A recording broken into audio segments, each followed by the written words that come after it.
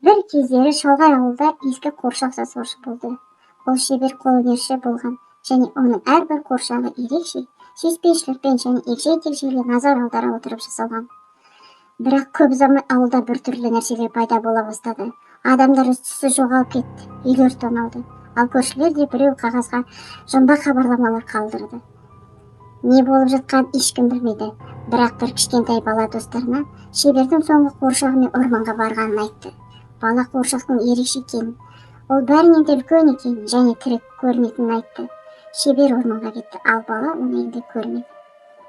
Бірнеше күннен кейін балалар шеберді тауып не болғанын білу үшін орманға баруды шешті. Олар шалғай орманда тұрған шебердің үйіне тап болғанша ұзақ жүрді.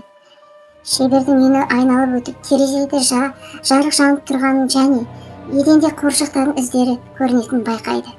Балалар терезеге кіріп, қуыршақпен ойнап отырған шеберді көрді.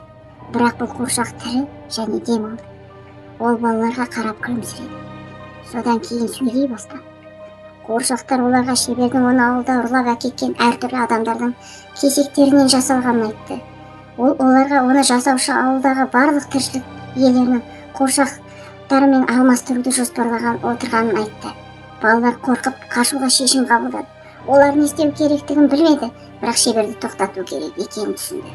Олар ауыл тұрғындарының барлық шындықтарын айтты. Ал адамдар шебер мен оның тірі қуыршақтарын табу үшін орманға барды. Алайда олар оны таба алмады. Осыдан кейін ауыл тұрғындары жоғала бастады, және олардың қайда жоғалып кеткенін ешкім де білмеді. Көп ұзамай ауыл тұрғындары қолөнерші мен оны тірі қуыршақтарын тоқтату үшін оккультизмнің көмегіне жүгінді. Мамандар шебердің үйін және ішіндегі барлық қуыршақтарды тығыздау рәсімін өткізді.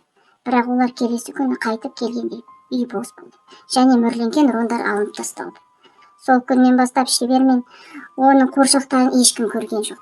Бірақ ауыл тұрғындары әлі де орманда жансыз және қорқынышты нәрсе жасырынып жатқанын сезді.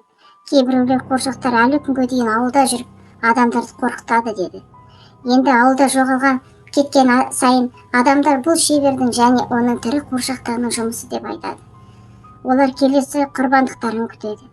Алайда нағыз сұмдық, олардың келесі жолы қашан және қай жерде пайда болатынын ешкім білмейді.